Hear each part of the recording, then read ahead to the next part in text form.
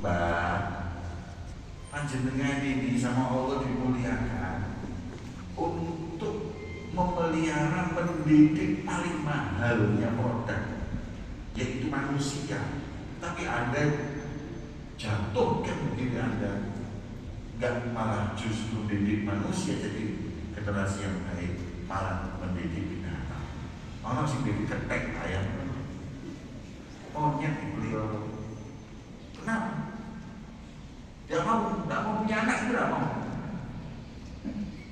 Oh, di Jepang apa sampai mereka ini ketakutan karena jumlah populasi manusia ini berkurang. Mereka lebih senang didik binatang. Nah, binatang nggak ruwet, nggak akan menjadi bumerang, nggak ada ini ya. Mereka takutnya karena mereka nggak bisa didik. Kalau dididik jadi orang baik. Ya. Aneh. Ada di kitabnya masalah tarbiyah. Nah, waqad qala rajulun lin nabi, makanya hebat, wanita ini hebat. Dengan seperti itu pengorbanannya, maka oleh Allah diperintahkan seorang anak bakti kepada ibu lebih daripada bapak. Ini keadilannya Allah Subhanahu wa ta'ala. Sebagaimana seorang bertanya kepada Nabi SAW, ya Rasulullah, siapa yang paling berhak dari seluruh manusia ini yang aku bakti kepadanya, aku dekat dengannya?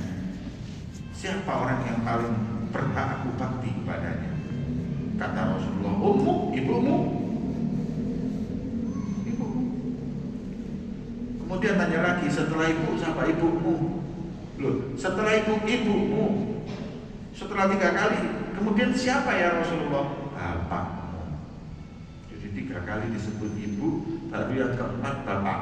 Di sini menunjukkan kita dalam berbakti kepada orang tua, khususnya kepada ibu, itu lebih daripada bapak. Ya. Maka itu daripada nanti disebutkan di sini, daripada tanda-tanda akhir zaman adalah baktinya orang kepada yang lain dan lupa kepada ibunya dan bapaknya. Bakti kepada istri, durhaka sama bapak. Bakti sama teman, durhaka sama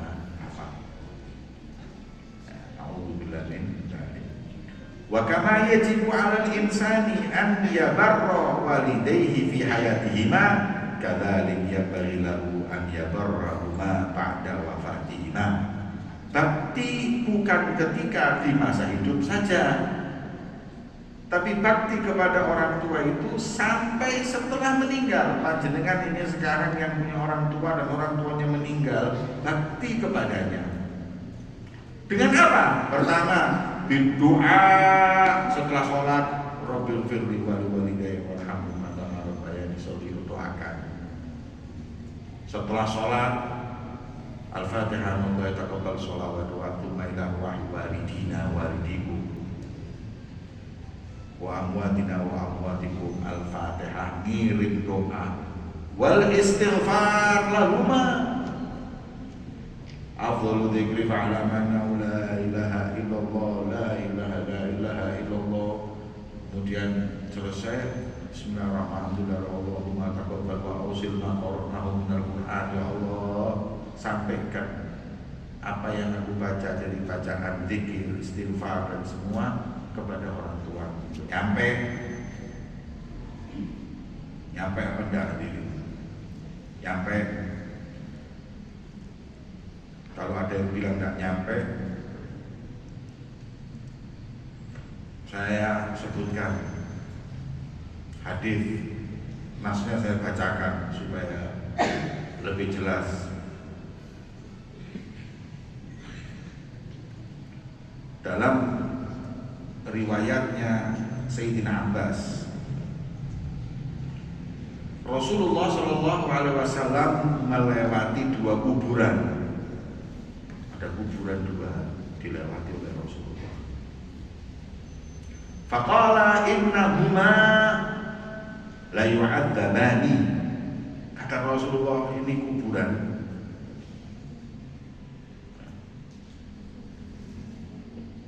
Yang ada di dalamnya lagi disiksa sama malaikat atas perintah Allah. Wa ma yu'adzabani fi kabirin. Dan terus tersiksanya atau disiksanya ada yang bukan karena sesuatu yang besar, bukan karena syirik sama Allah. Nah. Amma ahaduhuma fakana la yastatiru minal baul, dalam riwayat la yastatiru minal baul. Gak bersih nek cewek. Kalau kencing di kamar mandi itu gak dibersihin pakai air. Nih, nek kayak gombal ini nebak itu. Terus langsung dilebokno. Iku gombal aja lho. Yang bersih pakai air, afdolnya pakai tisu atau batu, kemudian setelah itu air. Itu namanya istinja bil hajar. Afdolnya anta cuma bainahuma. Kalau enggak air saja. Kalau enggak batu, itu namanya istinja. Kalau ada air pakai batu atau pakai tisu boleh. Karena bukan kayak tayamum ini. Cuman afdolnya pakai air, afdolnya lagi dua-duanya. Jadi dibersihin pakai tisu dulu, setelah itu baru disiram pakai air. Ini bersih. Islam mengajarkan kebersihan kayak gitu. Makanya saya kalau keluar negeri sumpah urusan ini nih. WC umum itu kalau banyu nih.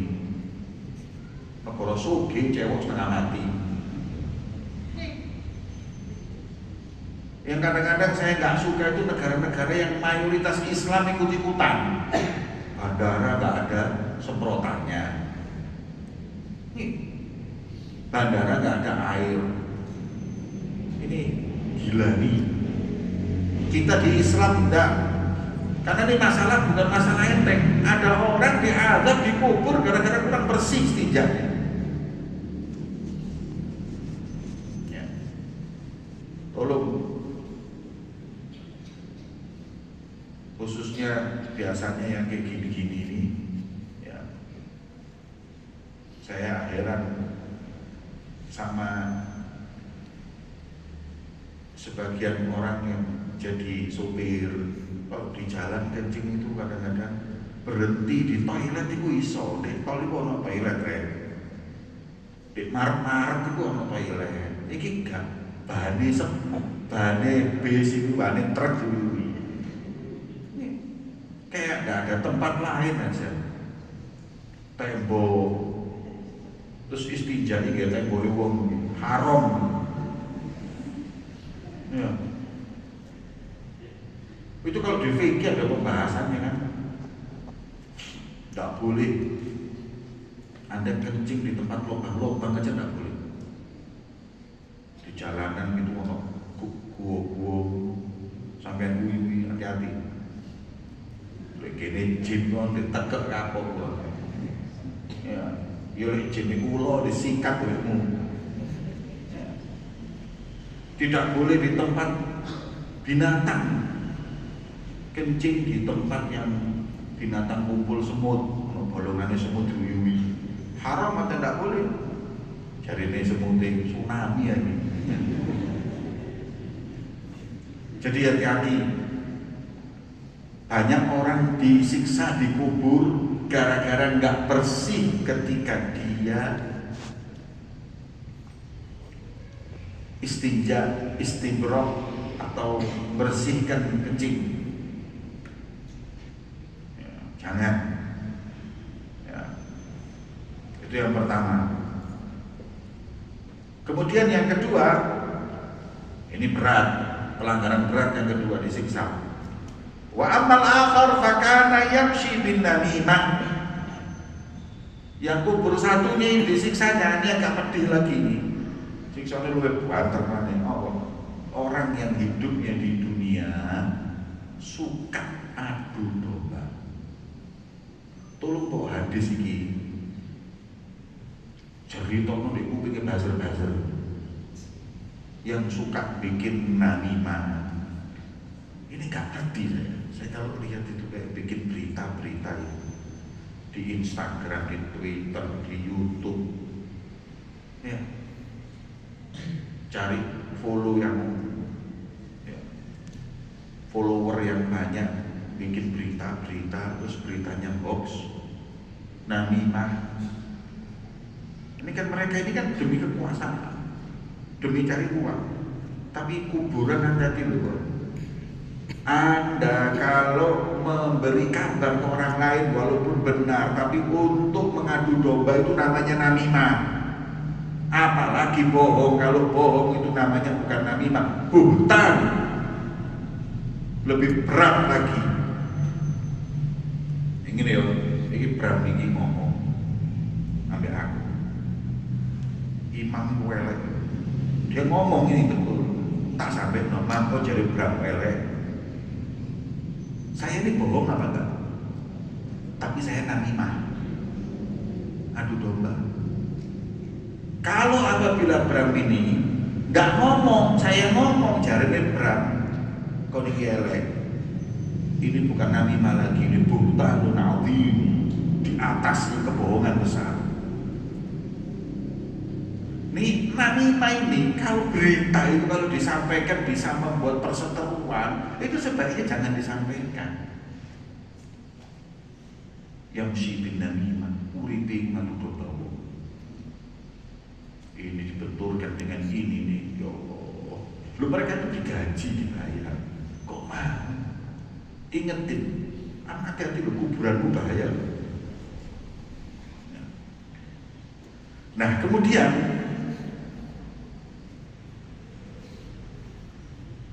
ketika Nabi menyebut yang ini kurang bersih dalam istinja, dalam bersihin kencing, yang ini suka namimah. Tsumma akhadha jaridatan ratbatan. Beliau mengambil dahannya kurma, rek, kemudian fasyaqqaha nisfain, dibelah jadi dua, rek, diambil dahan kurma, tahu kan? Krek, terus dibelah jadi dua. Kemudian fagharaza fi kulli qabrin wahidah, ditancapkan, ditanamkan di setiap kuburan, satu cerak, satu cerak. Qalu ya Rasulullah lima fa'alta, mereka bertanya, ya Rasulullah, kenapa ini dahan kau tancapkan di setiap kuburan ini, kenapa? Qala la'allahu yukhaffif anhuma, ini dahan ini akan meringankan siksa kubur orang tua ini ya. Selama dia belum kering, dia istighfar untuk orang mati ini. Sitare istighfare godhong itu udah diterima, masa istighfare cangkemku gak diterima. Istighfarnya daun selama gak kering itu diterima selama gak kering. Kalau sudah kering berhenti istighfarnya. Pertanyaan kata ulama, dahan itu istighfar nyampe ke ahli kubur. Apa kita ini istighfar? Pertanyaannya, lo itu kan khususnya Nabi. Nah, saya jawab, khususnya Nabi itu istighfarnya dahannya. Tapi nyampainya istighfar kepada mayit itu bukan khususnya. Do you understand? Kan mudah banget. Kalau sing kelasnya sarjana paham, lek sarjono gak mudah.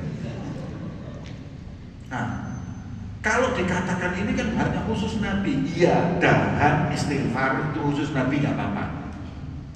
Itu pun kadang dilakukan oleh para ulama ittiba'an lin Nabi. Tapi intinya adalah nyampainya istighfar kepada mayit. Itu bisa. Makanya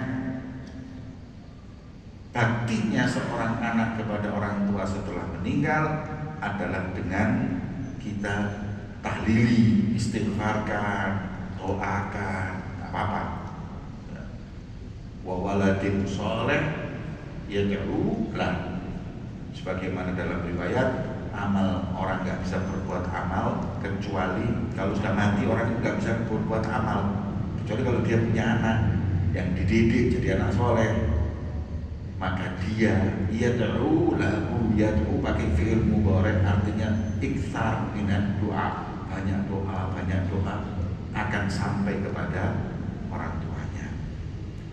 Kemudian bitasadduk, sedekah. Mas, nek duit-duit lebokno kotak iki, mana kotak iki? Masjid kan kotak ya. Hebat masjid ini. Oh, itu ada di depan. Kotak itu sampai naruh uang 50.000. Sampai masukkan ya Rob ganjaran ini ke ibu. Cukup. Gak usah laporan nang takmir. Masa mau nyampe itu dihukum ke takmir. Alhamdulillah dana Masjid Al-Falah untuk minggu Jumat ini 2.500.000, diantaranya 250.000 dari Habib Jamal yang pahalanya dihadiahkan untuk ibunya. Lopo lek gak dikei iki gak nyampe lah. Ini kebiasaan gini banget, gak ada manfaatnya kecuali bagi calon-calon DPR itu manfaat, calon wali kota itu manfaat, itu untuk cari suara itu manfaat. Kalau enggak, ada apa? Cukup lu duit, lebokno. Ya Rob, ya Allah, ganjaran gawe ibu, selesai. Ya. Saya pernah diundang ceramah hadirin khutbah Idul Adha, nyembelih kambing 100 masjid panitia itu disebutkan satu-satu. Pak Haji ini nyembelih dan pahalanya buat ini Pak disebut 100 itu setengah jam lebih, padahal saya khutbah cuma 20 menit. Jadi jatai wedus luwe akeh kok kiai ini. Jadi sudah tidak perlu ya yang kayak gitu itu mungkin untuk kepentingan cari tempat di hati masyarakat dan lain-lain, tapi tidak perlu. Sampai punya uang masukkan ke situ, belum sudah selesai, nyampe mau ya Rob ini buat bapak saya atau buat teman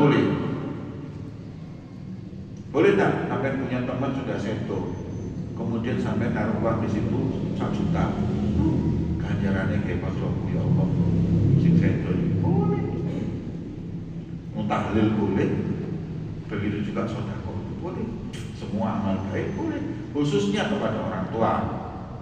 Ya. Wa qadha duyunihima. Nah, kalau ini kewajiban menyelesaikan hutang piutang kedua orang tua. Wajib kalau dia memang masih punya harta warisan. Yang ini, bapak atau ibu kalau seto itu nggak boleh bagi waris kecuali sudah melalui 4 tahapan.